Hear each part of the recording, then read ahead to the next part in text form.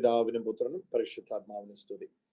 സർവശക്തനായ ദൈവമേ, ഇന്ന് കേൾക്കുന്ന വചനത്തിൽ ഞങ്ങളുടെ എല്ലാവരുടെയും ഹൃദയത്തെ ഉറപ്പിക്കണമേ. ഈശോയോടുള്ള സ്നേഹത്തില് ഞങ്ങളുടെ മനസ്സിനെയും ഞങ്ങളുടെ ശരീരത്തെയും ഞങ്ങളുടെ ആത്മാവിനെയും വളരെ ശക്തമായ ഈശോയോടുള്ള മഹത്വത്തിൽ കൃപയിൽ ഞങ്ങളെ നിർത്തുവാനായിട്ട് ഞങ്ങൾ ഇപ്പോൾ പ്രാർത്ഥിക്കുന്ന ഈ പ്രാർത്ഥന കർത്താവായ ക്രിസ്തു വഴി സകല വിശുദ്ധരോട് ചേർന്നുള്ള പ്രാർത്ഥന, സ്വർഗീയ മാലാഖമാരോട് ചേർന്നുള്ള പ്രാർത്ഥന, സ്വർഗീയ രാജ്ഞിയായ പരിശുദ്ധ അമ്മയോട് ചേർന്നുള്ള പ്രാർത്ഥന, അങ്ങനെ രക്തസാക്ഷികളോട് ചേർന്നുള്ള പ്രാർത്ഥന, വിശുദ്ധരോട് ചേർന്നുള്ള പ്രാർത്ഥന, ലോകമെമ്പാടും ഇന്ന് അർപ്പിക്കപ്പെട്ട എല്ലാ ദിവ്യബലികളുടെ ഐശ്വര്യത്തോട് ചേർന്നുള്ള പ്രാർത്ഥന ഈ വചനത്തിലൂടെ എല്ലാവരെയും സ്പർശിക്കണമേ, എല്ലാവരെയും സുഖപ്പെടുത്തണമേ, എല്ലാവർക്കും ആശ്വാസം പകരണമേ.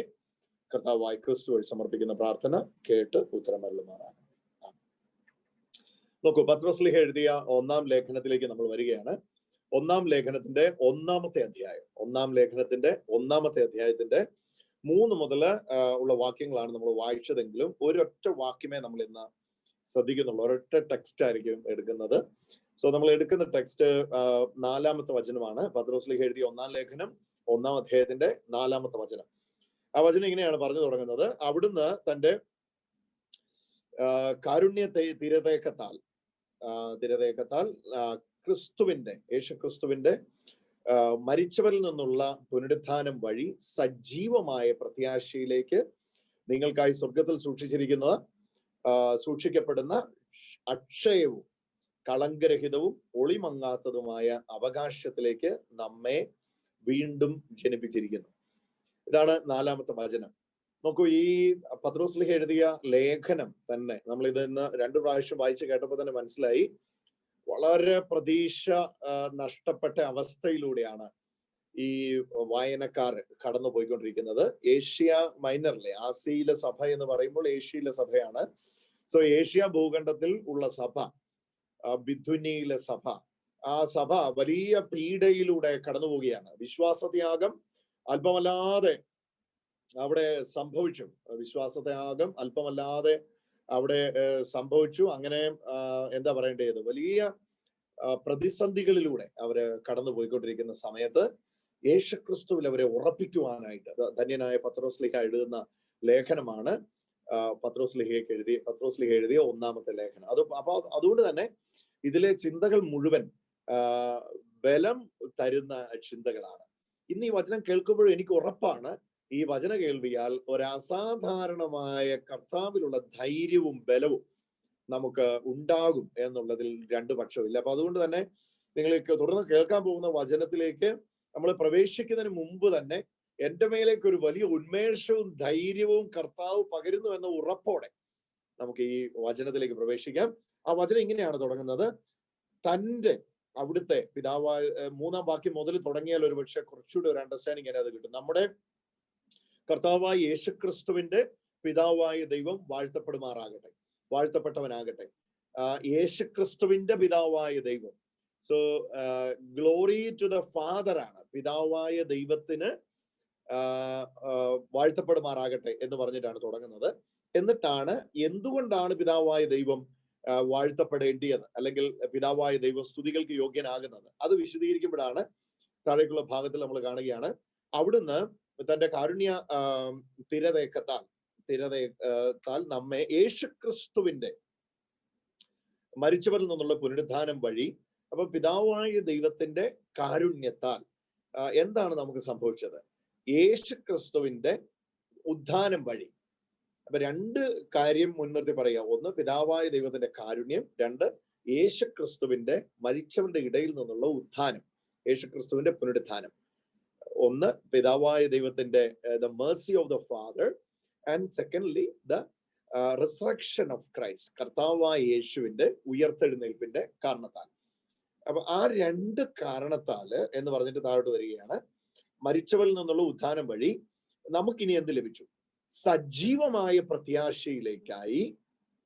പ്രത്യാശയിലേക്കും നിങ്ങൾക്കായി കാത്തു സൂക്ഷിച്ചിരിക്കുന്ന അക്ഷയവും കളങ്കരഹിതവും ഒളിമങ്ങാത്തതുമായ അവകാശത്തിലേക്ക് നമ്മെ വീണ്ടും ജനിപ്പിച്ചിരിക്കുന്നു.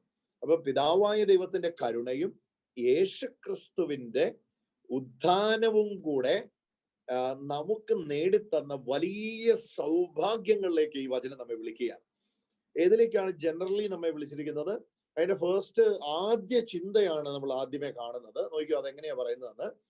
അപ്പൊ 2 കാരണത്താലാണ് ഇവ നമുക്ക് ഉണ്ടായത്. എന്തൊക്കെയാണ് ആ 2 കാരണം? ഒന്ന്, പിതാവായ ദൈവത്തിന്റെ കാരുണ്യം. 2, യേശുക്രിസ്തുവിന്റെ ഉത്ഥാനം. Through the mercy of the Father and through the resurrection of Christ. നമുക്ക് എന്നാ കിട്ടി? അതാ താഴേക്ക് വിശദീകരിക്കുന്നത്. മരിച്ചവരിൽ നിന്ന് സജീവമായ പ്രത്യാശയിലേക്ക്, ഒരു ആക്റ്റീവ് ഫെയ്ത്തിലേക്ക്. We were hopeless. ഇപ്പൊ നമുക്കൊരു ഹോപ്പ് കിട്ടി, നമുക്ക് ഇന്നൊരു പ്രതീക്ഷ കിട്ടി, അല്ലെങ്കിൽ ഒരു പ്രത്യാശ കിട്ടി.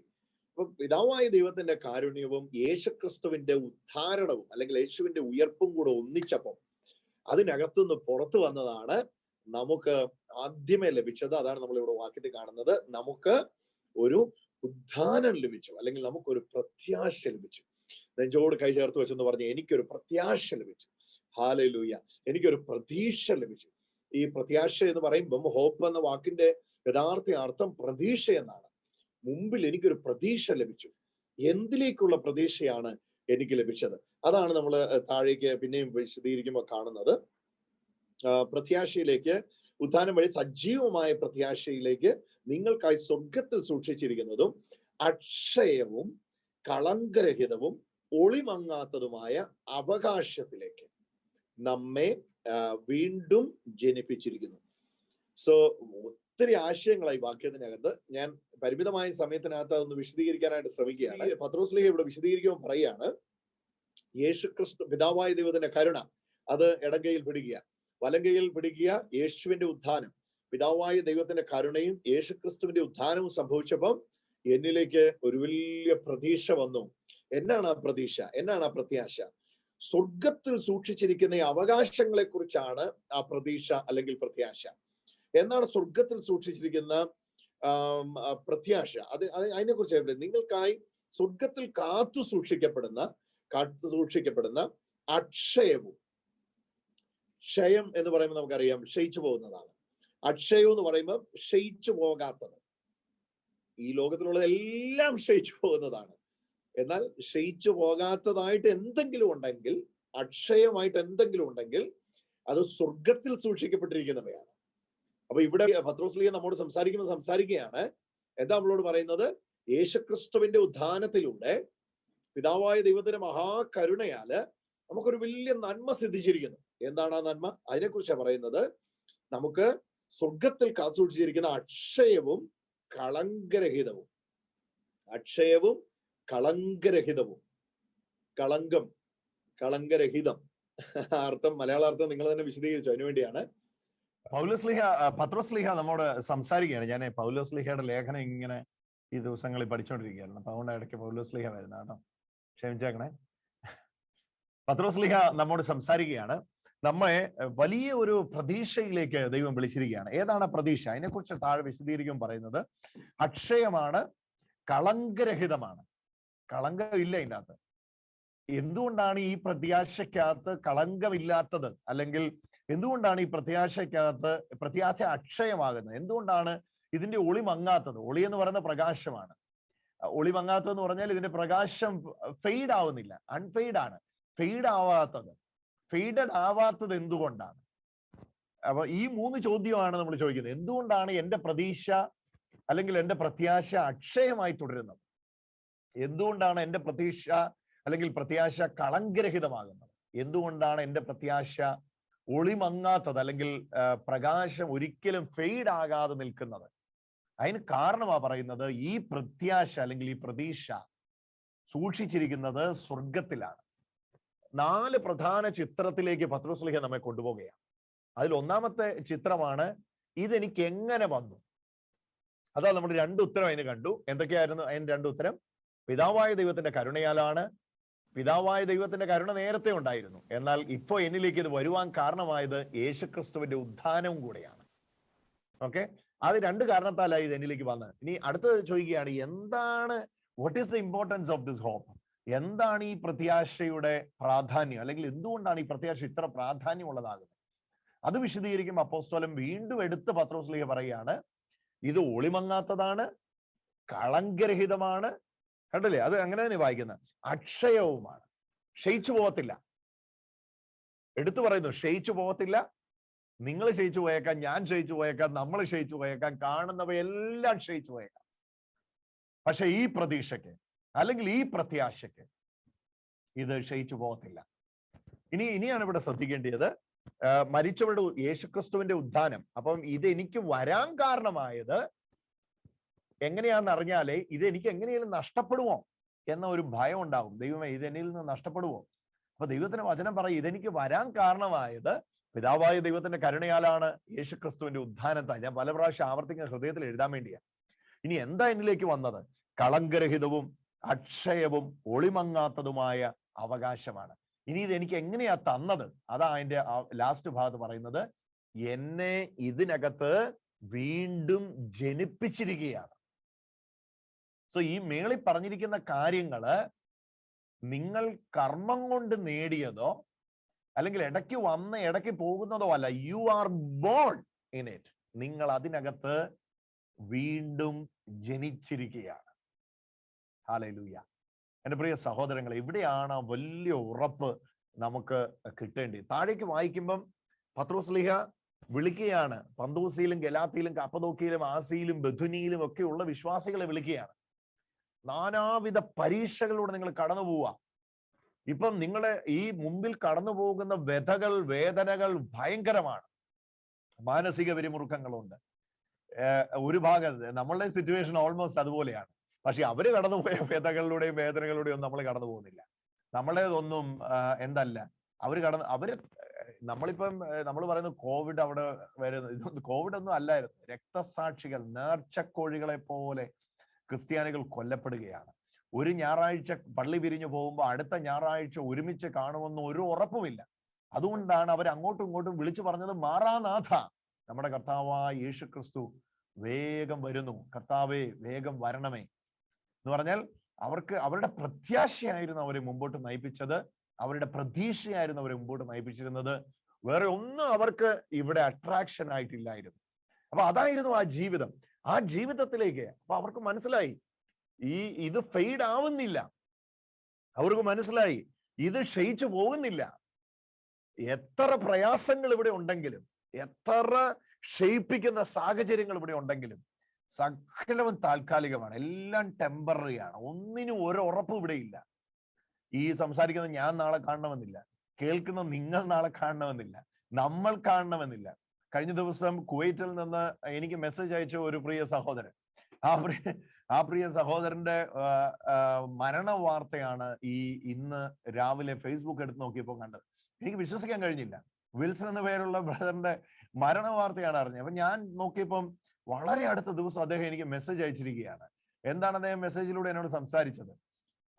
വേറൊന്നുമല്ല, അദ്ദേഹം യൂട്യൂബിലൂടെ ഈ സന്ദേശം കാണുന്നുണ്ട്. എനിക്ക് കർത്താവിന്റെ, നമ്മളെ കനോസസ് ഒക്കെ പ്രസംഗിച്ച് ആ സമയത്താണ് അദ്ദേഹം ആ മെസ്സേജ് കേൾക്കുന്നത്. വിൽസൺ ബ്രദർ എനിക്ക് മെസ്സേജ് അയക്കുകയാണ്, എനിക്ക് കർത്താവിന്റെ യേശുവിന്റെ ശൂന്യവൽക്കരണത്തിലൂടെയുള്ള ദൈവസമ്പാദനം എന്ന സന്ദേശം എന്നെ വളരെ പിടിച്ചുലയ്ക്കുന്നു. ബ്രദറെ, അതെന്നെ വല്ലാതെ സ്വാധീനിക്കുന്നു. ഇപ്പൊ റിപ്ലൈ അയക്കാൻ വേണ്ടി മെസ്സഞ്ചറിൽ എടുത്തു നോക്കുന്ന സമയമായപ്പോഴത്തേക്ക് റിപ്ലൈ കേൾക്കേണ്ട ആളില്ല. പക്ഷെ വളരെ പ്രതീക്ഷയോടെയാണ് ആ മനുഷ്യൻ കർത്താവിന്റെ സാന്നിധ്യത്തിലേക്ക് പോയിരിക്കുന്നത്. അപ്പൊ അതുകൊണ്ടാണ് ഞാൻ വളരെ പുഞ്ചിരിയോടുകൂടെ തന്നെ ഈ വാർത്ത പറയുന്നത്. കാരണം ബ്രദർ വിൽസനെ സംബന്ധിച്ചിടത്തോളം ഉള്ള പ്രത്യാശയും പ്രതീക്ഷയും എന്താണെന്ന് എനിക്ക് മനസ്സിലാകുന്നു. അപ്പൊ നമ്മൾ ഇത് വിളിച്ചറിയിക്കുന്ന എന്താണ്? ടെമ്പററി ആണ്, ക്ഷയിക്കുന്നതാണ് ഇവിടെ ഉള്ളതെല്ലാം. എന്നാൽ ക്ഷയിക്കാത്തതും ഒളിമങ്ങാത്തതും കളങ്കരഹിതവുമായി എന്തെങ്കിലും ഉണ്ടെങ്കിൽ അത് സ്വർഗത്തിൽ നമുക്കായി സൂക്ഷിച്ചിരിക്കുന്നവ മാത്രമാണ്. അതാണ് നമ്മുടെ ഇൻഹെറിറ്റൻസ്. അതിലേക്കാണ് നമ്മെ വീണ്ടും ജനിപ്പിച്ചിരിക്കുന്നത്. അത് എനിക്ക് ഏറ്റവും ഇഷ്ടപ്പെട്ടത് പത്രോസ്ലീഹയുടെ വിശദീകരണത്തിൽ ഈ വാക്യത്തിന്റെ അവസാന ഭാഗമാണ്. ഞാൻ ഒന്നുകൂടെ നിങ്ങളുടെ ഹൃദയത്തിലേക്ക് ആ വാക്യം കൊണ്ടുവരാം. മരിച്ചവരിൽ നിന്നുള്ള ഉത്ഥാനം വഴി സജീവമായ പ്രത്യാശയിലേക്ക്. ഇപ്പം we are in a hope, അല്ലെ വി ഹാവ് എ ഹോപ്പ്. എന്നിട്ട് പറയുക, ലിവിങ് ഹോപ്പ് വി ഹാവ്. നമുക്ക് ഒരു സജീവമായ, ആക്റ്റീവായ, ലിവിങ് ആയ ഒരു ഹോപ്പ് ഉണ്ട്. We are not hopeless. Hopeless ആകുമ്പോഴാണ് നമ്മൾ പറയുന്നത്, അയ്യോ എല്ലാം പോയി, തീർന്നു, ഇനി എന്നാ ചെയ്യും? We are hopeful. We have a hope. എന്നിട്ട് എടുത്തു പറയുകയാണ് that hope is active. Okay, that hope is active. At the same time that hope is active ആണ്. രണ്ടാമത് പറയുക ദാറ്റ്സ് എ ലിവിങ് ഹോപ്പ്. ജീവനുള്ള പ്രത്യാശയിലേക്കാണ്, അല്ലെ പ്രതീക്ഷയിലേക്കാണ് നമ്മെ വിളിച്ചിരിക്കുന്നത്. എന്നിട്ട് താഴേക്ക് വിശദീകരിക്കാൻ പറയുക ഇത് സ്വർഗത്തിലാണ് സൂക്ഷിച്ചിരിക്കുന്നത്. അപ്പൊ അതുകൊണ്ട് ഇവിടെ ബാധിക്കുന്ന ഒന്നും അതിനെ ബാധിക്കുന്നില്ല. ഇവിടെ എക്കണോമി താഴുമ്പം നീ ഭയക്കേണ്ട. കാരണം എക്കണോമി താഴാത്ത ഒരു സ്ഥലത്താണ് നിന്റെ നിക്ഷേപമുള്ളത്. ഓക്കെ, ഇവിടെ റിസഷൻ വന്നു, നോ നീഡ് ടു വറി. അല്ലെങ്കിൽ ഇവിടെ ഒറ്റപ്പെടുത്തി, അല്ലെ ഒറ്റപ്പെട്ടുപോയി, അല്ലെങ്കിൽ ഇവിടെ ചോദ്യം ചെയ്യപ്പെടുന്നു, ഇല്ലേ ആക്ഷേപം അപവാദം ചുമക്കേണ്ടി വരുന്നു, ഇവിടെ തെറ്റിദ്ധരിക്കപ്പെടുന്നു, അല്ലെങ്കിൽ ഇവിടെ പ്രൂവൻ ആവുന്നില്ല. ഇവിടെ പ്രൂവ് ചെയ്തിട്ട് എത്തുവാണ്. ഇവിടെയാണ് നമ്മള് ഇതൊരു നമ്മളൊരു വലിയ കാര്യത്തിലേക്ക് എത്തുകയാണ്. ഇവിടെ ഫെയിം ആയാൽ എന്താ, ഫെയിം ആയില്ലേലെന്ന. ഇവിടെ കിട്ടിയാൽ എന്നെ കിട്ടിയില്ലേലെന്ന. ഇവിടെ ഉണ്ടേൽ എന്നെ ഇല്ലേലെന്ന. വന്നാൽ എന്നെ വന്നില്ലേലെന്ന. ഉണ്ടോ കർത്താവേ നന്ദി, ഇല്ലേ കർത്താവേ നന്ദി.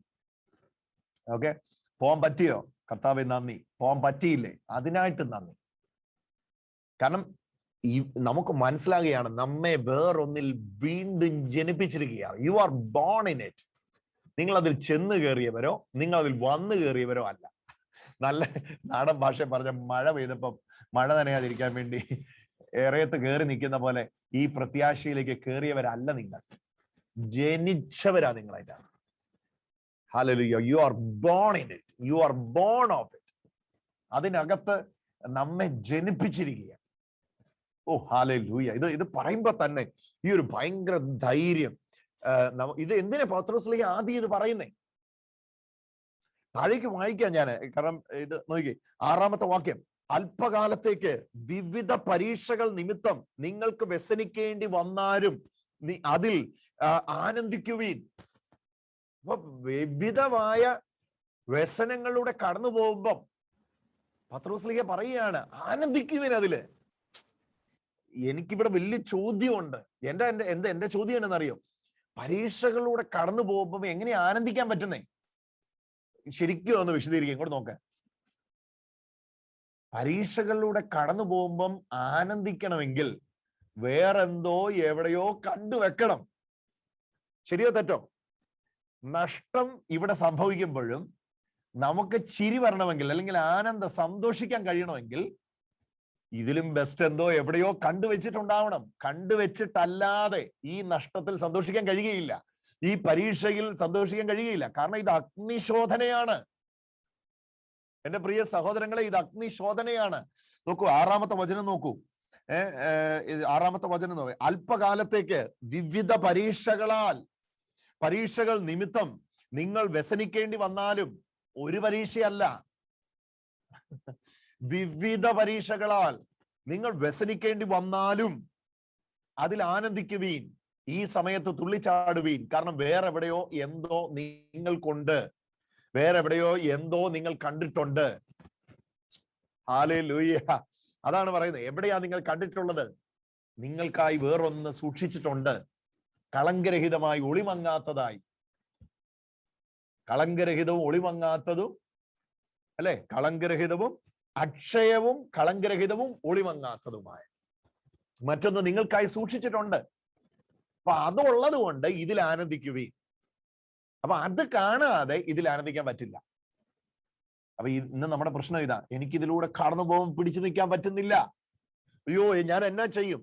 എന്റെ അപ്പൻ എന്നെ ഒറ്റപ്പെടുത്തുന്നു, എന്റെ അമ്മായിമ്മ എന്നെ ഒറ്റപ്പെടുത്തുന്നു, ഞാനിവിടെ വന്നു പെട്ടുപോയിരിക്കുകയാണ്. അയ്യോ, ഞാനിനി എന്നാ ചെയ്യും? നമ്മൾ ഇന്ന് അതാ ചോദിക്കുന്നേ. അപ്പൊ നമ്മൾ കാണുന്ന ഇന്നത്തെ ഈ പരീക്ഷയെ മാത്രമാണ്. ഇത് കാണുമ്പം നമ്മൾ ആകെ വ്യസനത്തിലാകും.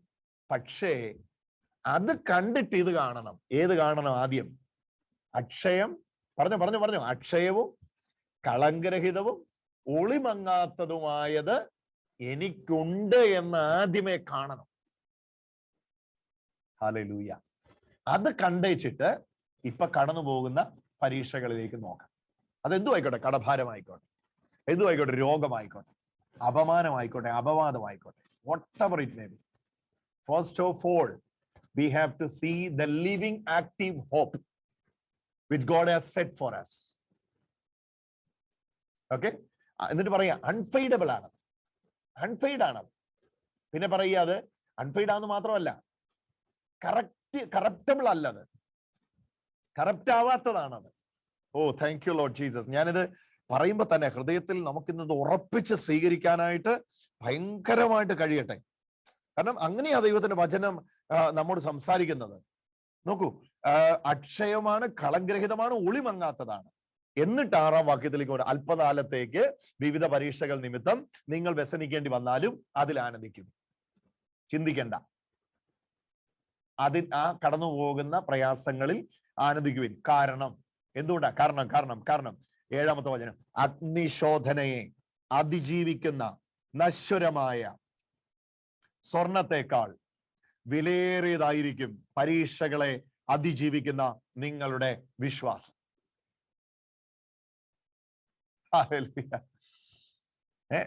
തീയിലൂടെ കടന്നു പോകുന്ന പൊന്നിനേക്കാൾ വിലയേറിയതായിരിക്കും അഗ്നിശോധനകളെ അതിജീവിക്കുന്ന നിങ്ങളുടെ വിശ്വാസം.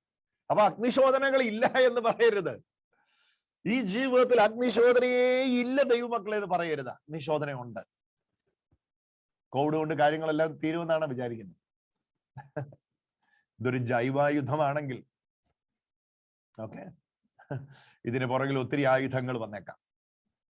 ഓക്കെ, 3rd വേവോ 4th വേവോ ഒക്കെ എക്സ്പെക്ട് ചെയ്തോ. അയ്യോ,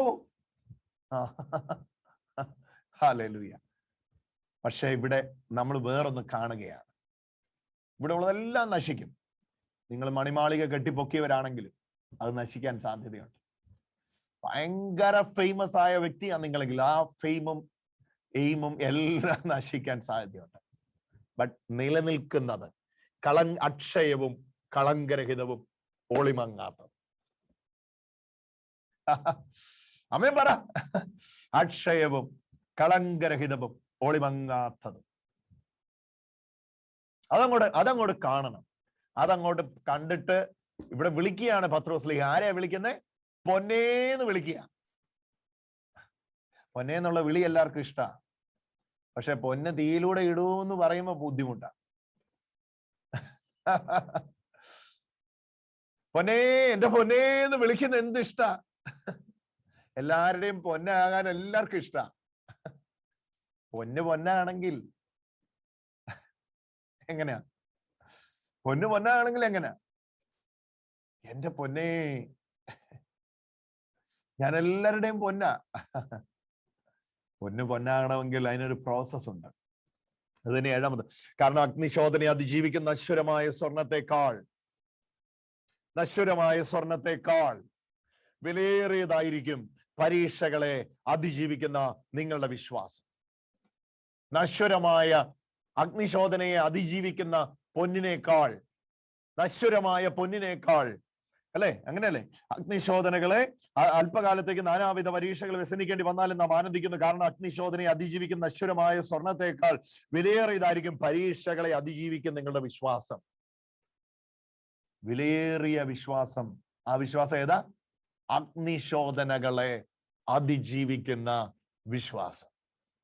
ഉറക്കെ പറ, അഗ്നിശോധനകളെ അതിജീവിക്കുന്ന വിശ്വാസം. കരമുയർത്തി എന്ന് പറഞ്ഞു, വലങ്കര ഉയർത്തി പറഞ്ഞു. അഗ്നിശോധനകളെ അതിജീവിക്കുന്ന വിശ്വാസം. അഗ്നിശോധനകളെ അതിജീവിക്കുന്ന വിശ്വാസം. ഒന്നുകൂടെ പറ, അഗ്നിശോധനകളെ അതിജീവിക്കുന്ന വിശ്വാസം. അഗ്നിശോധനകളെ അതിജീവിക്കുന്ന വിശ്വാസം. Hallelujah, hallelujah. പരീക്ഷകളെ അതിജീവിക്കുന്ന നിങ്ങളുടെ വിശ്വാസം അത് യേശുക്രിസ്തുവിന്റെ പ്രത്യാഗമനത്തിൽ സ്തുതിക്കും മഹത്വത്തിനും ബഹുമാനത്തിനും ഹേതുവാകും. ഏത്? അഗ്നിശോധനയെ അതിജീവിച്ച നിങ്ങളുടെ വിശ്വാസം യേശുക്രിസ്തുവിന്റെ പ്രത്യക്ഷത. നമ്മുടെ കർത്താവ് വരാൻ പോവാ. നമ്മുടെ കർത്താവിന്റെ വരവിൽ എന്നൊക്കെ പ്രത്യാഗമനത്തിൽ എന്താണ്? സ്തുതിക്കും ബഹുമാനത്തിനും മഹത്വത്തിനും ഹേതുവാകും. ഹല്ലേലൂയ. അപ്പൊ ഇതാണ് ഇതിന്റെ ബാക്ക്ഗ്രൗണ്ട്. ഏത് ബാക്ക്ഗ്രൗണ്ടിലുള്ളവരോടാ സംസാരിക്കുന്നത്? ഇതാണ് അഗ്നിശോധനയിലൂടെ കടന്നു പോവുക. അവര് പിടിച്ചു നിൽക്കാൻ പറ്റുമോ എന്ന് അവർക്ക് പലർക്കും അറിയത്തില്ല. നാളെ എന്താകുമെന്നറിയില്ല. മുമ്പിൽ വലിയ ആശയക്കുഴപ്പങ്ങളും ആകുലതകളും അവരുടെ മുമ്പിലുള്ളത്. പകച്ചു നിൽക്കുക ജീവിതത്തിൽ. പകച്ച്, ആ വാക്ക് തന്നെ ഞാൻ ആവർത്തി, ജീവിതത്തിൽ പകച്ചു നിൽക്കുക. മുമ്പും പുറകും ഇടവും വലവും എല്ലാം അടഞ്ഞു നിൽക്കുക. സകല പ്രതീക്ഷകളും അടഞ്ഞു നിൽക്കുമ്പോഴും ഇതിന്റെ നടുവിൽ എങ്ങനെ ആനന്ദിക്കാൻ പറ്റും? ഹല്ലേലൂയ. കിട്ടാനുള്ള കാശ് കിട്ടുന്നില്ല, തരാനുള്ള ആരും തരുന്നുമില്ല, എന്നാൽ ചോദിക്കാനുള്ളവർക്ക് ഒരു കുറവുമില്ല. ചിലപ്പോഴെങ്കിലും നമ്മൾ തരാനുള്ളവരാരും വിളിക്കുന്നില്ല, എന്നാൽ കൊടുക്കാനുള്ളവരെല്ലാരും വിളിയോട് വിളിയാ. അപ്പൊ ആ ഘട്ടത്തിലൂടെ കടന്നു പോവാ. എന്നാ ചെയ്യും? അപ്പൊ അവിടെയാണ് നമ്മൾ അറിയേണ്ടത്, ഇതിന്റെ നടുവിൽ ആനന്ദിക്കണമെങ്കിൽ മറ്റൊന്ന് കാണണം. ചിലരെങ്കിലും നോക്കിയിട്ട് നമ്മൾ പറയാറില്ല, ഞാൻ മുമ്പേ പറഞ്ഞ ഒന്നുകൂടെ ഒന്ന് വിശദീകരിച്ച് പറയാം. അവൻ വേറെന്തോ കണ്ടിട്ടുണ്ട് അല്ലെ? ചിലരെ നോക്കി നമ്മൾ അവൻ വേറെന്തോ കണ്ടിട്ടുള്ളത് കൊണ്ടാ അവന് ഈ നഷ്ടമല്ലെന്ന് തോന്നുന്നത്. വേറൊന്ന് കണ്ടിട്ടുണ്ടെന്നല്ല, വേറൊന്നിനകത്ത് ജനിച്ചിരിക്കുക. വേറൊന്ന് കണ്ടയിച്ചിട്ടല്ല, എവിടെ ഇരിക്കുന്ന എന്തോ കണ്ടിട്ടല്ല. ഇവിടെ നോക്കി, അവിടെ എവിടെ ഒരു സാധനം എടുത്തു വെച്ചിട്ടുണ്ട്, അത് കണ്ടയിച്ചു വന്നിട്ടുള്ള പരിപാടി അല്ലത്. അതിനകത്ത് ജനിച്ചിരിക്കുക എന്ന് പറഞ്ഞാൽ ജന്മം കൊണ്ട് അവകാശി. നെഞ്ചോട് കൈ ചേർത്ത് വെച്ച് പറയാം, ജന്മം കൊണ്ട് അവകാശി. ഹല്ലേലൂയ. അവകാശം അങ്ങനെ ആ ഒരു പദം കൂടെ ഒന്ന് ഹൈലൈറ്റ് ചെയ്യട്ടെ. ആ 4-ാമത്തെ വചനം വീണ്ടും ശ്രദ്ധിക്കുക. അവിടുന്ന് എന്റെ കരുണാധിക്യത്തിലേക്കത്താൽ എന്ത് ചെയ്തു?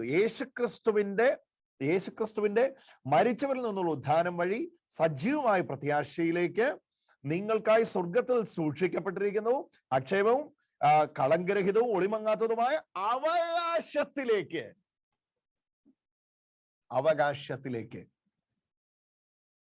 ഔദാര്യത്തിലേക്കല്ല, അവകാശത്തിലേക്ക്. എനിക്ക് കിട്ടിയ ഔദാര്യമല്ലത്. ദൈവത്തിന്റെ കരുണയാൽ എനിക്കൊരു ഔദാര്യം സിദ്ധിച്ചു എന്നല്ല, ദൈവത്തിന്റെ കാരുണ്യത്താലും ഈശോയുടെ ഉയർപ്പിനാൽ. അത് രണ്ടും എപ്പോഴും പിടിച്ചോണം. പിതാവായ ദൈവത്തിന്റെ സ്നേഹം, പുത്രനായ യേശുവിന്റെ കൃപ. അതാണ് ഈശോ, പിതാവായ ദൈവത്തിന്റെ കരുണ, പുത്രനായ യേശുക്രിസ്തുവിന്റെ ഉയർപ്പ്. യേശുവിന്റെ ഉയർപ്പ് എന്റെ ഉറപ്പായി മാറി. ഒന്നുകൂടെ, യേശുവിന്റെ ഉയർപ്പ് എന്റെ ഉറപ്പായി മാറി.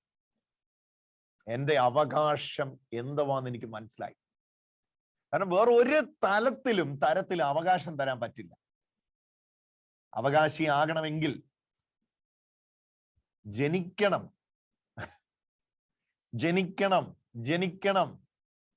ഹല്ലേലൂയ. ഞാൻ എൻ്റെ അപ്പന്റെ സ്വത്തിന്റെ അവകാശിയാണ്. എങ്ങനെയാ അത്? അപ്പ എന്ന് വിളിച്ച് കൂടെ നടന്ന അവകാശി ആയതല്ല. അങ്ങനെ ആകാനും പറ്റില്ല. പ്രായമുള്ള നിങ്ങളിൽ പലരെ ചിലപ്പം അയലോക്കത്തെ മക്കളൊക്കെ പപ്പായേ എന്നൊക്കെ വിളിക്കുന്നുണ്ടാവും. പപ്പ അല്ലെങ്കിൽ അമ്മ എന്നൊക്കെ വിളിച്ച് കൂടെ കൂടുന്നുണ്ടാവും. പക്ഷെ അവർക്കാർക്കും അവകാശിയാൻ പറ്റില്ല. ഒരായുസ് മുഴുവൻ അപ്പാന്ന് വിളിച്ചാലും അവകാശിയാൻ പറ്റില്ല. വീതം തിരിക്കുന്ന സമയം വരുമ്പം നിങ്ങളുടെ ഇൻഹെറിറ്റൻസ്, നിങ്ങളെ ഏഴ്സ്, നിങ്ങളുടെ ബിൽപത്രം എഴുതുമ്പം അപ്പാന്ന് വിളിച്ച് അയലോക്കംകാരനെ എഴുതി വെക്കുക. അതിൻ്റെ അകത്ത് പേര് പറയൂ, എഴുതി വെക്കുക അവന്റെ പേര്? ഇല്ല. പിന്നെ ആർക്കാ എഴുതുന്നേ? എന്റെ മൂത്ത മകൻ, അവൻ ജനിച്ചവനാ ഞങ്ങളുടെ വീട്ടിൽ, എന്നിൽ നിന്ന് പിറന്നവനാ, എന്റെ രക്തഭാവനിൽ. ഹല്ലേലൂയ. അവൻ എന്റെ വകയാ. അങ്ങനെയാ പറയുന്നല്ലേ. കർത്താവായ യേശുക്രിസ്തു ഇന്ന് പറയാണ്. ഹല്ലേലൂയ. മഴ പെയ്തപ്പോ ഓടിക്കേറി ഇറയത്ത് നിന്ന പോലെ കയറി വന്നവളല്ല അവള്. നീ സൂം കുടുംബത്തിലും പ്രത്യേകിച്ച് ഫേസ്ബുക്കിലൂടെ ഒക്കെ കാണുന്ന പ്രിയപ്പെട്ടവരെ, എന്റെ പ്രിയ സഹോദരങ്ങളെ, ഇതൊരു ഭയങ്കര ഉറപ്പാ കേട്ടോ. ഏതിനുള്ള ഉറപ്പാന്നാ ഞാൻ അവസാനം പറഞ്ഞത്? എന്തിനേയും നേരിടാനുള്ള ഉറപ്പ്. ഓക്കെ, എന്തിനെ നേരിടാനുള്ള ഉറപ്പ്. പൊന്നിന് ഒരു പ്രതീക്ഷയുണ്ടല്ലേ, സ്വർണത്തിന് ഒരു പ്രതീക്ഷയുണ്ടല്ലേ. ഈ തീയ് എന്റെ കീടമല്ലാതെ എന്നെ നശിപ്പിക്കത്തില്ല. ഈ തീയ്, ഈ പരിശോധന എന്നെ നശിപ്പിക്കത്തില്ല. എന്റെ ഒളി, എന്റെ പ്രകാശം ഇത് കൂട്ടത്തേ ഉള്ളൂ. ഹല്ലേലൂയ. അത്രമാത്രം ഇത് എവിടെയാ കൊണ്ട് പത്രോസ്ലീഹ ഇത് മുട്ടിക്കുന്നതെന്നറിയാം. ശരിക്കും ഈ ഒരു ഖണ്ഡിക പ്രസംഗമായിട്ട് ഇത് എടുക്കുകയാണെങ്കിൽ ഇത് അതുപോലെ വിശദീകരിക്കാൻ കഴിയും. താഴേക്ക് നിങ്ങൾ നോക്കിക്കേ, അതിന്റെ 8ാമത്തെ വചനം നോക്കിക്കേ. അവനെ നിങ്ങൾ കണ്ടിട്ടില്ലെങ്കിലും സ്നേഹിക്കുന്നു. നോക്കിക്കേ, അവനെ നിങ്ങൾ കണ്ടിട്ടില്ല, പക്ഷെ നിങ്ങൾ അവനെ സ്നേഹിക്കുന്നു. ഇതാ അതിന്റെ പോയിന്റ്. സ്നേഹിക്കുന്നതുകൊണ്ടാണ് ഇതിനെ മുഴുവൻ നേരിടാൻ കഴിയുന്നത്. അവനെ നിങ്ങൾ കണ്ടിട്ടില്ലെങ്കിലും, നോക്കിക്കേ, 8ാമത്തെ, അവനെ നിങ്ങൾ കണ്ടിട്ടില്ലെങ്കിലും സ്നേഹിക്കുന്നു, ഇപ്പോൾ കാണുന്നില്ലെങ്കിലും അവനിൽ വിശ്വസിച്ചുകൊണ്ട് അവാച്യവും മഹത്വപൂർണവുമായ സന്തോഷത്തിൽ മുഴുകുന്നു. പറയാണ്, നിങ്ങൾ നാനാവിധ പ്രയാസങ്ങളിലൂടെ കടന്നു പോകുമ്പം നിങ്ങൾ ആരും അവനെ അക്ഷരിക കണ്ണുകൊണ്ട് കണ്ടിട്ടില്ല. നിങ്ങൾ ആരെങ്കിലും കണ്ടിട്ടുണ്ടോ അവനെ? നമ്മൾ ആരെങ്കിലും കണ്ടിട്ടുണ്ടോ അവനെ? ഇല്ല. പക്ഷെ നമ്മെ പിടിച്ചു നിർത്തുന്നത് ഒരു പ്രത്യാശയാണ്, ഒരു പ്രതീക്ഷയാണ്. എന്നതാ പ്രത്യാശ, എന്നതാ പ്രതീക്ഷ? അതാ ഈ വാക്യത്തിൽ പറയുന്നേ. എന്റെ പ്രിയ സഹോദരങ്ങളെ, ഞാൻ ഈ വചനം സംസാരിക്കുമ്പോൾ തന്നെ എനിക്ക് ഉറപ്പുണ്ട്, ആരുടെയൊക്കെയോ ശിരകളിലൂടെ ദൈവീക ബലം പ്രസരിപ്പായി പ്രവേശിച്ചുകൊണ്ടിരിക്കുക. ഹല്ലേലൂയ. നമ്മൾ അവനെ കണ്ടിട്ടില്ല, പക്ഷെ അവനെ സ്നേഹിക്കുന്നു. എന്നിട്ട് 8ാമത്തെ വചനം, നിങ്ങൾ അവനെ കണ്ടിട്ടില്ലെങ്കിലും സ്നേഹിക്കുന്നു, ഇപ്പോൾ കാണുന്നില്ലെങ്കിലും അവനിൽ വിശ്വസിച്ചുകൊണ്ട് അവാച്യവും മഹത്വപൂർണവുമായ സന്തോഷത്തിൽ മുഴുകുന്നു. ഇങ്ങനെ വിശ്വാസത്തിന്റെ ഫലമായി ആത്മരക്ഷ നിങ്ങൾ പ്രാപിക്കുകയും ചെയ്യുന്നു. വിശ്വാസത്തിന്റെ ഫലമായി ഇങ്ങനെ നിങ്ങളുടെ വിശ്വാസം വർദ്ധിച്ച് ഈ വിശ്വാസം നിങ്ങളുടെ ആത്മാവിന്റെ രക്ഷയായി പരിണമിക്കും. അതാ പറയുന്നത്, പ്രാപിക്കുകയും ചെയ്യുന്നു. നിങ്ങൾക്ക് ലഭിക്കാനിരിക്കുന്ന കൃപയെക്കുറിച്ച് അറിയിച്ച പ്രവാചകന്മാർ ഈ രക്ഷ ആരാഞ്ഞു നോക്കി, ആരായുകയും അന്വേഷിക്കുകയും ചെയ്തു. ക്രിസ്തുവിന് സഹിക്കേണ്ടി വരുന്ന പീഡകളെക്കുറിച്ചും അനന്തര മഹത്വത്തെക്കുറിച്ചും അവരിലുണ്ടായിരുന്ന ക്രിസ്തുവിന്റെ ആത്മാവ് മുൻകൂട്ടി പ്രവചിച്ചു. അപ്പൊ ഇത് നിങ്ങൾക്ക് വരുമെന്ന് മുൻകൂട്ടി പ്രവചിച്ചു. ഏതൊക്കെ നിങ്ങൾക്ക് വരുന്നേ? ക്രിസ്തുവിന്റെ കഷ്ടവും പിൻവരുന്ന മഹിമ. അതാണ് ക്രിസ്തുവിന്റെ കണ്ടോ, ക്രിസ്തു സഹിക്കേണ്ടിയിരുന്ന പീഡകളെക്കുറിച്ചും അനന്തര മഹത്വത്തെക്കുറിച്ചും. ക്രിസ്തു പീഡ സഹിക്കും, അനന്തരം ഒരു വലിയ മഹത്വം വെളിപ്പെടും. Through the finished work of Jesus, there will be a glory revealed. ഒരു വലിയ മഹത്വം പ്രത്യക്ഷപ്പെടും. ആ മഹത്വത്തിലുള്ള ഒരു ജീവിതം ഉണ്ടെന്ന് പലരും, പഴയ നിയമത്തിലുള്ള പലരും ആരാഞ്ഞ് കണ്ടുപിടിച്ചു. നിങ്ങൾക്ക് ഇന്ന് കിട്ടിയ, നിങ്ങൾ ഇന്ന് ജനിച്ച് ജീവിച്ച് കയറിയ കളങ്കരഹിതവും ഒളിമങ്ങാത്തതും കണ്ടില്ലേ, അക്ഷയവുമായ ഈ പ്രത്യാശയെ അവര് കണ്ടു.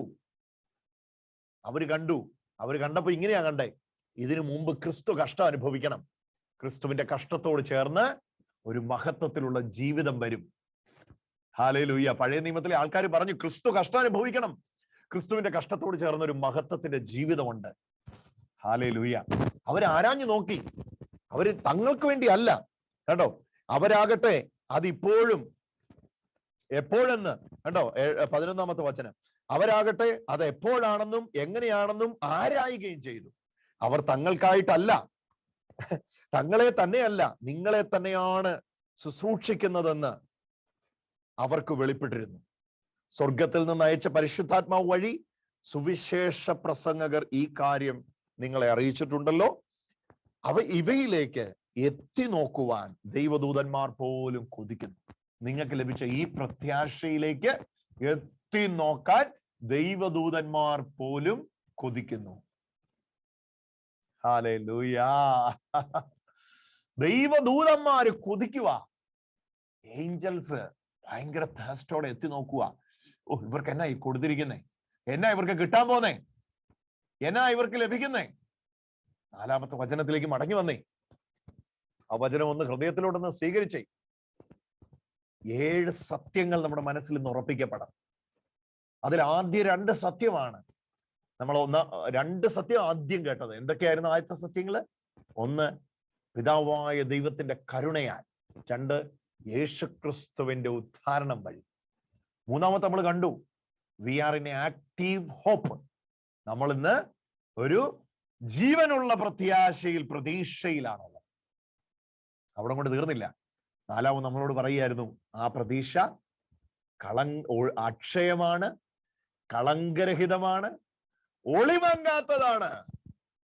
ഹല്ലേലൂയ. 5 നമ്മോട് പറയുമായിരുന്നു അല്ലെ, 6 നമ്മളോട് പറയുമായിരുന്നു, ആ പ്രത്യാശ സ്വർഗത്തിൽ സൂക്ഷിച്ചിരിക്കുന്നതാണ്. 7 നമ്മോട് പറയുമായിരുന്നു, നിങ്ങൾ അതിനകത്ത് വീണ്ടും ജനിച്ചിരിക്കുകയാണ്. ഹല്ലേലൂയ. ആ പ്രത്യാശ എത്തി നോക്കുന്നവരല്ല നിങ്ങൾ, ആ പ്രത്യാശ എത്തി നോക്കുന്ന ദൂതന്മാരാ. ആ പ്രത്യാശയെ ദൂരത്ത് നിന്ന് കണ്ടത് പഴയ നിയമത്തിലെ വിശുദ്ധന്മാരാ. നിങ്ങൾ ഇന്ന് ആ പ്രത്യാശയെ കുനിഞ്ഞു നോക്കുന്നവരോ ഉറ്റുനോക്കുന്നവരോ ആരാഞ്ഞു നോക്കുന്നവരോ അല്ല, നിങ്ങൾ അതിനകത്ത് ജനിച്ചവരാണ്. മോശ ഇതിനകത്ത് ജനിച്ച ആളല്ല. മോശ ഇത് ദൂരത്തുനിന്ന് കണ്ടു, ഏലിയാവ് ഇത് ദൂരത്തുനിന്ന് കണ്ടു, യോശുവ ഇത് ദൂരത്തുനിന്ന് കണ്ടു, ദാവീദ് ദൂരത്തുനിന്ന് കണ്ടു, ഗബ്രിയേൽ ഇത് ദൂരത്തുനിന്ന് കണ്ടു, മീഖായേൽ ദൂരത്തുനിന്ന് കണ്ടു, ദൂത ശ്രേഷ്ഠന്മാർ ഇത് ദൂരത്തുനിന്ന് കണ്ടു. ഞാൻ ചാരത്തുനിന്ന് കണ്ടെന്നല്ല, ഞാൻ അതിൻ്റെ അകത്ത് ജനിച്ചു. ഒന്ന് കരമുയർത്തി പറഞ്ഞേ ഹല്ലേലൂയ. ഞാൻ അതിൻ്റെ അകത്ത് ജനിച്ചു. അപ്പൊ അബ്രഹാം ദൂരത്ത് നിന്ന് കണ്ടു. ഹലോ, എന്നതാ ശ്രേഷ്ഠ പദവി എന്നൊന്ന് കാണ്, ചെറിയ ആൾക്കാരാണോ ഒന്ന് കാണ്. ഹല്ലേലൂയ. ഈ ദൂരത്ത് നിന്ന് കണ്ട മോശയ്ക്ക് ഇത്രയും തൻ്റെ ഇടം ഉണ്ടായിരുന്നു, അതിൻ്റെ അകത്ത് ജനിച്ച നമുക്ക് എന്നാ തൻ്റെ ഇടം. അതാണ് അപ്പോസ്റ്റസിയിലൂടെ കടന്നു പോകുന്ന വിശുദ്ധരോട്. ഏഷ്യയിലെ സഭ, നമ്മൾ ഏഷ്യയിലെ സഭയാണ്, നമ്മൾ ഏഷ്യ ഭൂഖണ്ഡത്തിൽ. ആസിയ എന്ന് പറയുന്നത് ഏഷ്യയാണ്. നമ്മളിതാ ഇവിടുത്തെ ആൾക്കാരോട് പറയുക, ദേ ഇങ്ങോട്ട് നോക്ക്, ചെറിയ കാര്യത്തിലേക്കല്ല, അവർ ഉറ്റുനോക്കിയതിലേക്കും ദൂതന്മാർ സ്വർഗത്തിൽ നിന്ന് കുനിഞ്ഞു നോക്കിയതിലേക്കും നിങ്ങൾ ജനിച്ചിരിക്കുകയാണ്. ഒന്ന് തല പൊക്കിക്കുക, ഒന്ന് അഭിമാനത്തോടെ ഒന്ന് ഇരുന്നേ. ചടഞ്ഞുകൂടി ഇരിക്കാതെ ഒന്ന് തല ഉയർത്തി ഒന്ന് അഭിമാനത്തോടെ ഒന്ന് ഇരുന്നേ. ഞാൻ അതിൻ്റെ അകത്ത് ജനിച്ച ആളാന്ന് പറ. ഇതൊന്ന് കാണ്. ഇതൊന്ന് കണ്ടിട്ട് നെഞ്ചു നെറ്റി വിരിച്ചങ്ങോട്ട് ഇറങ്ങിച്ചല്ല. എങ്ങോട്ടാ? നാനാവിധ പരീക്ഷകളിലോട്ട് വന്നേച്ച് പോകാൻ പറ. എന്നാത്തിനോട് വേണേ വന്നേച്ച് പോകാൻ പറ. ഹല്ലേലൂയ. നിങ്ങൾക്ക് വല്ലതും ചെയ്യണോ? ചെയ്തേച്ചു പോകും. ഞാൻ ഇവിടെ ഉണ്ടെന്ന് പറ. ആരെങ്കിലും ചോദിക്കുക നീ എവിടെ ഉള്ളത്, നിന്നെ അവിടെ വന്ന് അഡ്രസ് അയച്ചു കൊടുക്കുക. വേണമെങ്കിൽ വാട്സാപ്പിൽ ലൊക്കേഷനോട് അയച്ചു കൊടുക്കുക.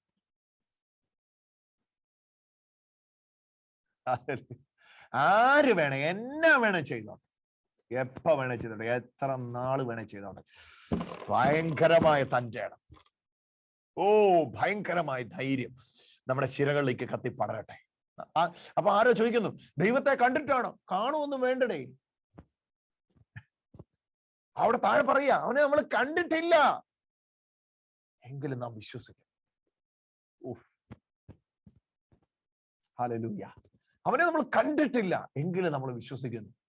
എന്നതാ ഈ പ്രതീക്ഷ, എന്നതാ ഈ പ്രത്യാശ? കണ്ട ഒരു കാര്യത്തെ കുറച്ച് വൈകുമ്പോൾ നമുക്ക് പാടാ പ്രത്യാശിക്കാൻ. കണ്ടേച്ചു വന്ന ഒരു കാര്യത്തെ നമുക്ക് സംശയമാണ്. അപ്പോഴാ ദൈവത്തെ കണ്ടിട്ടില്ല, പക്ഷെ പറയാ ഇതെവിടുന്ന വരുന്നേ? നാം അവനെ സ്നേഹിക്കുന്നു. ഇതാണ് സ്നേഹത്തിന്റെ ശക്തി. ദൈവ സ്നേഹത്തിന്റെ ശക്തി ഇതാണ്. കാണാത്ത ദൈവത്തെ എൻ്റെ ഹൃദയത്തിൽ വരച്ചു വെച്ചു ദൈവസ്നേഹം. തൊടാത്ത ദൈവത്തെ എൻ്റെ ഹൃദയത്തിൽ വരച്ചു വെച്ചു ദൈവസ്നേഹം. എന്നിട്ട് എന്നെ ഈ സ്നേഹത്തിൽ നിന്ന് വേർപെടുത്താനാവാത്ത വണ്ണം ദൈവസ്നേഹത്തോട് ചേർത്ത് തന്നെ ദൈവം കെട്ടിവെച്ചു. എന്നിട്ട് പറഞ്ഞു, നീ എന്നെ കണ്ടിട്ടില്ല, പക്ഷെ നീ എന്നെ സ്നേഹിക്കുന്നു. അതിന്റെ അർത്ഥം എന്റെ സ്നേഹം നിന്നെ നിർബന്ധിക്കുന്നു. ഹല്ലേലൂയ. ഇതാ പൗലോസ് റോമാലേഖനത്തിൽ ചോദിക്കുന്നത്, who separate me from the love of Christ? ക്രിസ്തുവിന്റെ സ്നേഹത്തിൽ നിന്ന് നമ്മെ വേർപെടുത്തുന്നത് ആര്? ഹല്ലേലൂയ. ക്രിസ്തുവിന്റെ സ്നേഹത്തിൽ നിന്ന് നമ്മെ വേർപെടുത്തുന്നത് ആര്? എന്നതാ നമ്മെ ക്രിസ്തുവിന്റെ സ്നേഹത്തിൽ നിന്ന് വേർപെടുത്തുന്നത്? ഇപ്പൊ ഉള്ളതോ, വരാനുള്ളതോ, ഉയരമോ ആഴമോ, പട്ടിണിയോ ആപത്തോ, നഗ്നതയോ ക്ഷീണമോ, കാട്ടിലെ ആപത്തോ, കടലിലെ ആപത്തോ, കള്ള സഹോദരന്മാരാലുള്ള ആപത്തോ, ദിവസം പ്രതി അറക്കാൻ കൊണ്ടുപോകുന്ന ആടിനെ പോലെ ഞങ്ങളെ എണ്ണുന്നു. രോമം കത്തിരിക്കുന്നവരുടെ മുമ്പാകെ മിണ്ടാതിരിക്കുന്ന ആടിനെ പോലെ ഞങ്ങൾ ഇരിക്കുന്നു. നിന്റെ നിമിത്തം ഞങ്ങളെ ഇടപെടാതെ കൊല്ലുന്നു. പക്ഷെ ഇവയിലൊക്കെയും ഞങ്ങൾ പൂർണ്ണ ജയാളികളായിരിക്കുന്നു. എവിടുന്നാടാ ഈ ജയം കിട്ടിയേ? കാണാത്ത ദൈവത്തിൽ നിന്ന് എവിടുന്നായി തൻ്റെ ഇടം കിട്ടിയേ? അഭിമാനത്തോടെ പറ, ഞാൻ ഈ പ്രതീക്ഷക്കകത്ത്, ഞാൻ ഈ പ്രത്യാശക്കകത്ത് വീണ്ടും ജനിച്ചവനാണ്. ഓ ഹല്ലേലൂയ. നാളെ കേൾക്കുന്ന കേൾക്കാൻ സാധ്യതയുള്ള എല്ലാ വാർത്തകളെയും മുൻനിർത്തിക്കാണും. അടുത്ത ഫോൺ കോൾ കേൾക്കുമ്പോഴത്തേക്കും മുട്ടിടിക്കരുത്. ഇവിടെ ഏറ്റവും വേഴ്സ് എക്സ്പെക്ട് ചെയ്താണ്. അപ്പൊ ഇച്ചിരി ഗുഡ് കിട്ടിയ താങ്ക് യു പറയാൻ പറ്റും ദൈവത്തോട്. ഏറ്റവും വേഴ്സ് ഇവിടെ എക്സ്പെക്ട് ചെയ്താണ്. നാളെ കേൾക്കാൻ പോകുന്ന വാർത്ത ശുഭമായിരിക്കാം, അശുഭമായിരിക്കാം, ദുഃഖാർത്ഥമായിരിക്കാം. എന്നാ വാർത്ത കേട്ടാലും ഇത് കേട്ട എനിക്ക് എന്നെ തളർത്താൻ കഴിയത്തില്ല. ഓ ഹല്ലേലൂയ. പരിശുദ്ധാത്മാവേ, ഇറങ്ങി വരണമേ ഞങ്ങളുടെ നടുവിലേക്ക്. ഈ വചനത്തിന്റെ വലിയ ഉറപ്പ് പകരണമേ. ഹല്ലേലൂയ. എന്റെ പ്രിയ സഹോദരങ്ങളെ, നിങ്ങളുടെ റൂമിൽ ഈ വചനം നിറയുന്നുണ്ട്. ഇപ്പം നിങ്ങളുടെ ശിരകളിലേക്ക് ഇത് പ്രവേശിക്കുന്നുണ്ട്. ഇതൊരു ഉത്തേജനമാണ്. ഇതൊരു ഭയങ്കര പ്രതീക്ഷയാണ്. ഏഷ്യയിലെ സഭയെ ഒറ്റ വാക്കിൽ പത്രോസ്ലീഹ ഉറപ്പിച്ചതാണ് ഈ വചനത്തിൽ നമ്മൾ കാണുന്നത്. ഭയങ്കരമായിട്ട് നമ്മെ ദൈവത്തിന്റെ പരിശുദ്ധാത്മാവ് ഈ വചനത്താൽ ഉറപ്പിക്കുക. നമ്മോട് ഉറപ്പ് പറയുക. നമ്മോട് പറയുക, ഇല്ലടാ, ഇല്ല. മാനത്തിനല്ലാതെ അഗ്നിശോധന മാറുകയില്ല.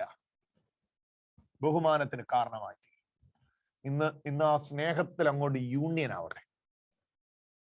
ഒന്നുകൂടെ ഞാൻ ക്രോഡീകരിക്കാം. ഇതിന്റെ പ്രേരക ശക്തി സ്നേഹമാണ്. ഇതിന്റെ പ്രേരക ശക്തി ദൈവത്തോടുള്ള സ്നേഹമാണ്. ഒന്നുകൂടെ ഞാൻ ആവർത്തിക്കുക, ഇതിന്റെ പ്രേരക ശക്തി ദൈവത്തോടുള്ള സ്നേഹമാണ്. Love of God is the reason why you are still surviving. You are surviving and you will be surviving forever. You know why? The love of God is compelling you. The love of God is constraining you. And the love of God is encouraging you. There is a bond of love which is moving in and out wherever you go. ഇന്ന് സംസാരിച്ചുകൊണ്ടിരിക്കും. Oh my God. എന്തോ ആയിക്കോട്ടെ സഹോദരങ്ങളെ, ഇങ്ങോട്ട് നോക്ക്. ഭയങ്കരമായിട്ട് ഈ വചനത്തെ നിങ്ങൾ സ്വീകരിക്കാം.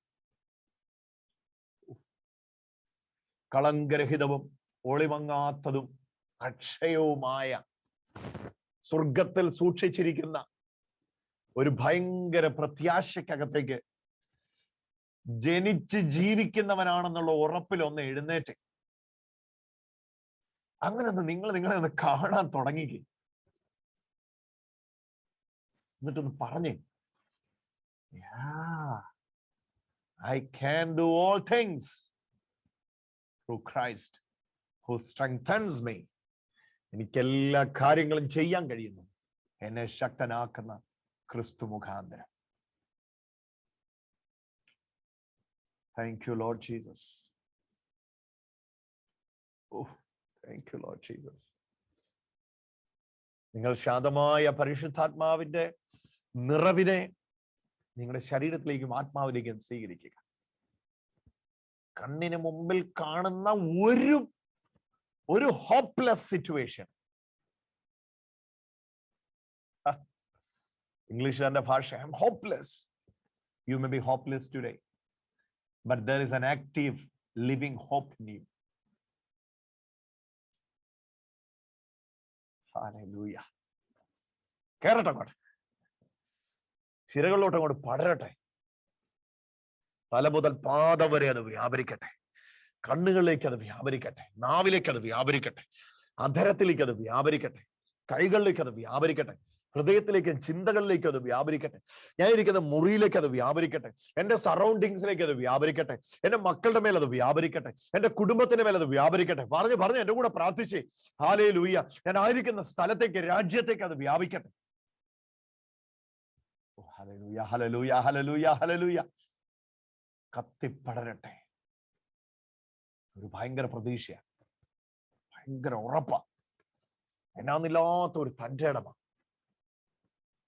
ഹല്ലേലൂയ. നമ്മൾ ഒരുമിച്ച് ഈ വചനം വെച്ചൊന്ന് പ്രാർത്ഥിക്കാൻ വേണ്ടി പോവുക. അതിനുമുമ്പ് 4-ാമത്തെ വാക്യം ഒരു പ്രാവശ്യം കൂടെ വായിച്ച് നിങ്ങളുടെ ഹൃദയത്തിൽ ഞാൻ ഉറപ്പിക്കുക. 4-ാമത്തെ വാക്യം ഇങ്ങനെയാ പ്രിയമുള്ളവരെ പറയുന്നത്. ഇന്ന് 4-ാമത്തെ വാക്യം മാത്രം ശ്രദ്ധിച്ചാൽ മതി, ബാക്കി എല്ലാം വിട്ടേക്കുക. 4-ാമത്തെ വചനം, അവിടുന്ന് തന്റെ കാരുണ്യ തിരതേക്കത്താൽ യേശുക്രിസ്തുവിന്റെ മരിച്ചവരിൽ നിന്നുള്ള ഉത്ഥാനം വഴി സജീവമായ പ്രത്യാശയിലേക്കും നിങ്ങൾക്കായി സ്വർഗത്തിൽ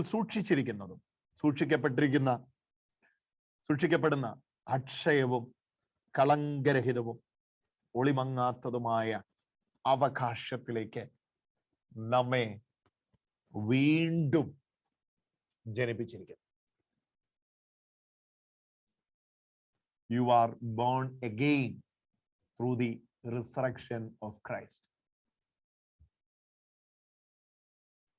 Hallelujah. അതുകൊണ്ടാണ് ഈശോയുടെ മരണ അടക്ക പുനരുത്ഥാനത്തോട് ചേരുന്ന മാമോദീസ വീണ്ടും ജനനമായി സഭ പഠിപ്പിക്കുന്നത്.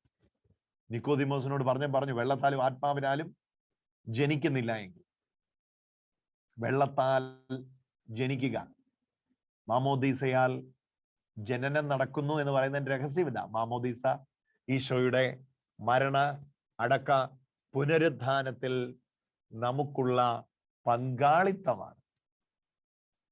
ഹല്ലേലൂയ. അതുകൊണ്ടാണ് നമ്മള് ഈശോയുടെ പുനരുത്ഥാനത്താൽ വീണ്ടും ജനിച്ചിരിക്കുന്നു എന്ന് പറയുന്നു.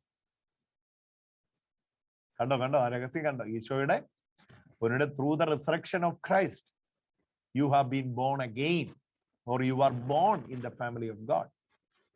Because through the sacrament of a baptism, you are participating in the death and the resurrection of Christ. Hallelujah. ഒറ്റ പ്രാർത്ഥനയാട്ടോ ഇന്ന് ഒത്തിരി ജീവൻ നമ്മുടെ ശിരകളിലേക്ക് വരുന്ന ഒറ്റ പ്രാർത്ഥന.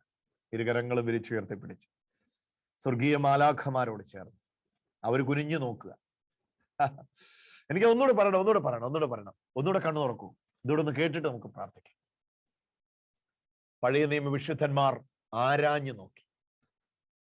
Old Testament saints were searching and the angels, സ്വർഗത്തിലെ ദൂതന്മാർ കുനിഞ്ഞു നോക്കി.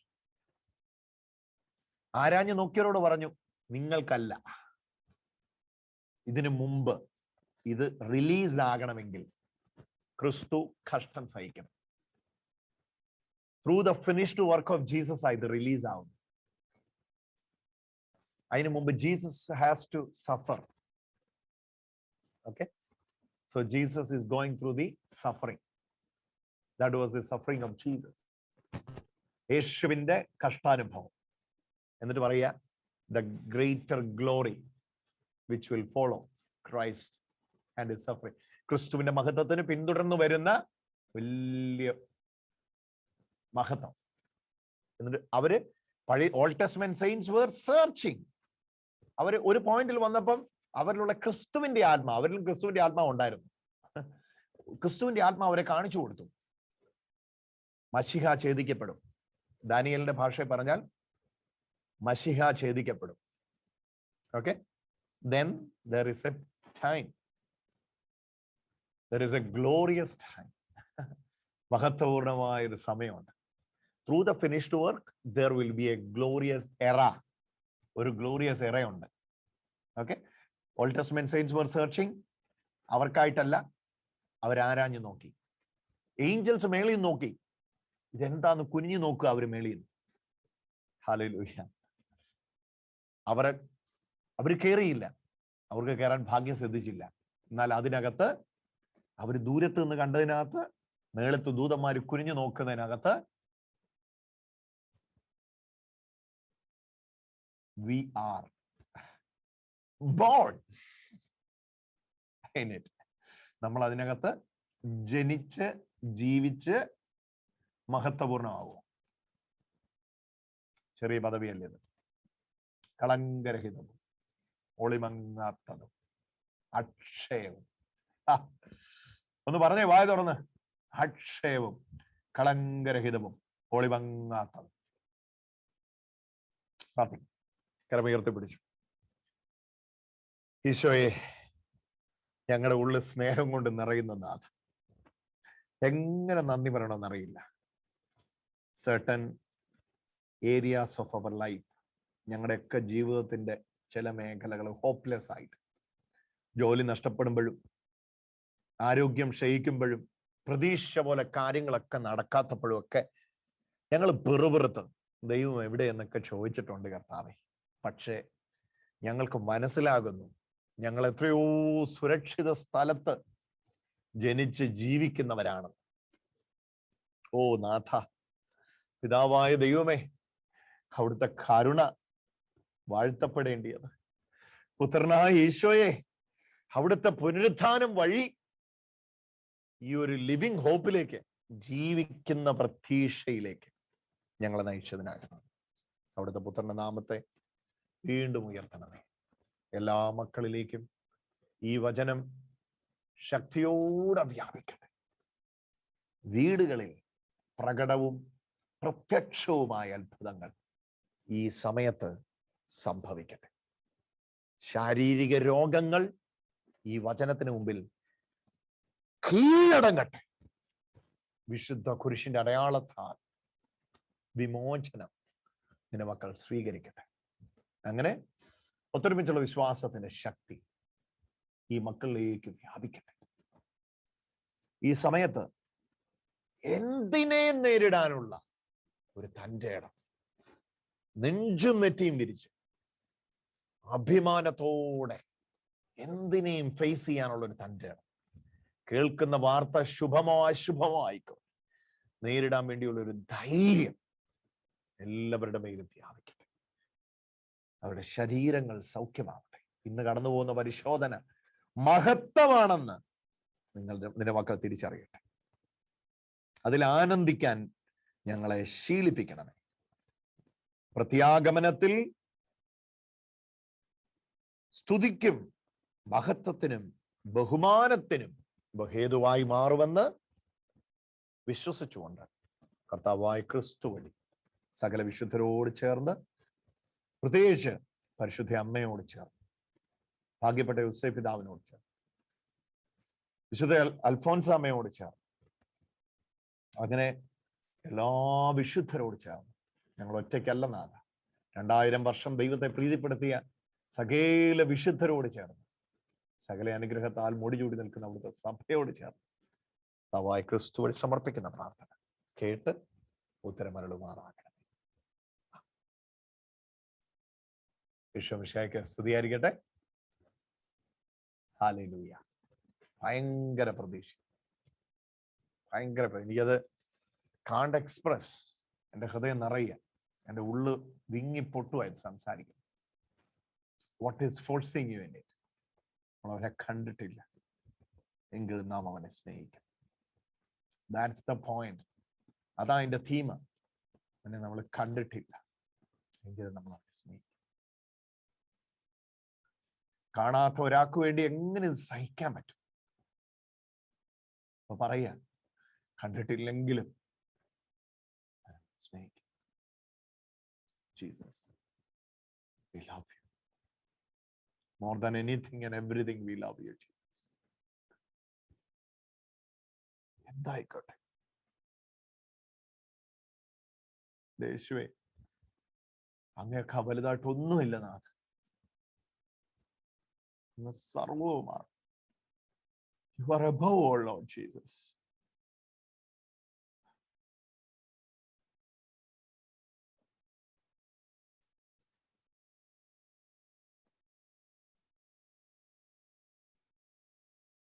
എല്ലാമാണ്.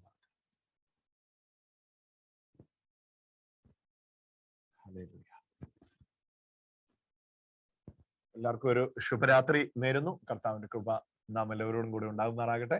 Thank you so much for joining.